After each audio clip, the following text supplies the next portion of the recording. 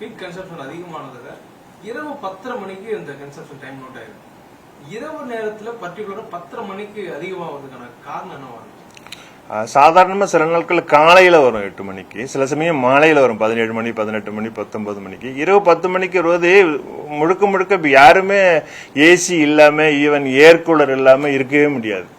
நீங்க எல்லா domestic கன்சியூமரும் light எல்லாம் ஆஃப் பண்ணிட்டாலும் ஃபேன் ஓடும், ஏசி ஓடும். இப்போ லைட்டிங் லோடுன்னு சொல்லக்கூடிய ஃபேன், ஏசி, ஏர் கூலர் இது தமிழ்நாடு முழுக்க உபயோகப்படுச்சுன்னா உச்சபட்ச தேவை போகத்தானே செய்யும். அப்போ அந்த மேக்சிமம் டிமாண்ட் ஒரு நாளோட உச்சபட்ச உபயோகம் என்பது இரவு நேரத்தில் வந்து கடுமையான வெயில், சுட்டரிக்கும் வெயில், கத்திரி வெயில் வரப்போகுது. இப்போ கடுமையான வெயில், வெளியில் யாருமே டிராவல் பண்ண முடியல, மக்கள் யாரும் வெளியில் சாதாரணமாலாம் தூங்க முடியாத ஒரு சூழல் இருக்கு. அப்போ வீட்டு உபயோகம் ஒரு புறம் அலுவலகங்கள் இரவு பகலா வேலை பார்த்துட்டு இருக்கக்கூடாது உணர்வாக இருக்கலாம்.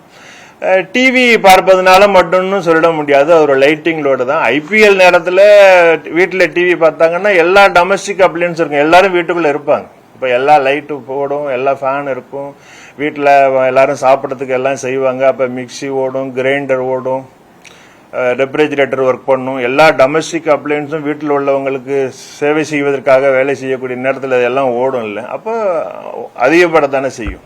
இப்போ மிட் நைட்ல நமக்கு வருதுன்னு சொன்னா பிகாஸ் ஆஃப் ஹார்ட்.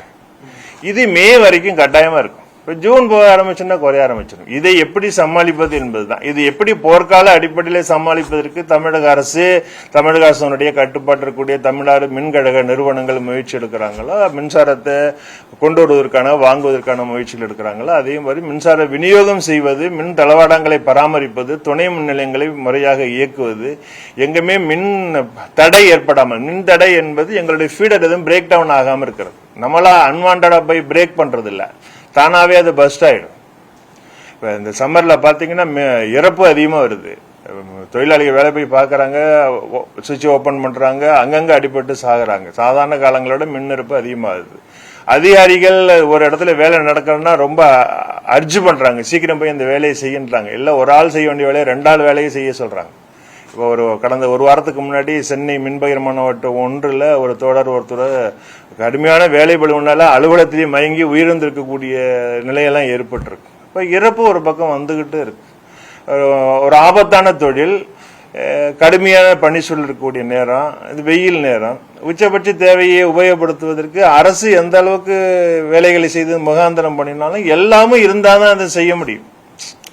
அப்போ ஆளும் இருக்கணும், மின்சாரமும் இருக்கணும், எல்லாமே இருந்தால் தான் இந்த மின்சாரத்தை சரிவரை கொண்டு போய் சேர்க்க முடியும். மின்சாரத்தை மட்டும் வாங்கிட்டோம்னா மின்சாரத்தை விநியோகிக்க முடியாது, சேவை செய்ய முடியாது. இதை அரசும் அதோட கவனத்துக்கு கொண்டு வர வேண்டிய அவசியம் இருக்கு.